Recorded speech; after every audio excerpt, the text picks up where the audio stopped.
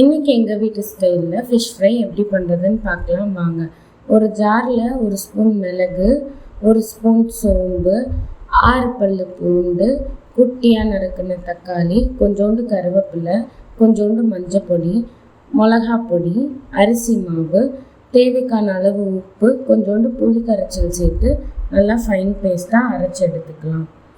நாங்கள் இன்றைக்கி 3/4 கிலோ வெலை மீன் வாங்கியிருக்கோம்.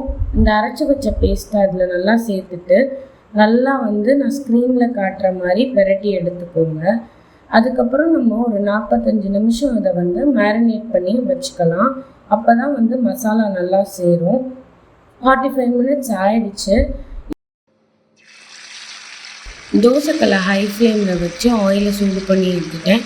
ஃபிஷ்ஷை போட்டதுமே லோ ஃப்ளேமில் போட்டுட்டேன். ஏன்னா அப்போ தான் மீன் உள்ளே நல்லா வேகும். கொஞ்சம் கருவேப்பிலை போட்டுக்கிட்டா நல்லா வாசமாக இருக்கும். பாருங்கள், மீனை பெரட்டுறேன். மசாலா கல்லில் ஒட்டாமல் நல்லா வந்திருக்கு. நல்லா கிறிஸ்பியான ஃபிஷ் ஃப்ரை ரெடி.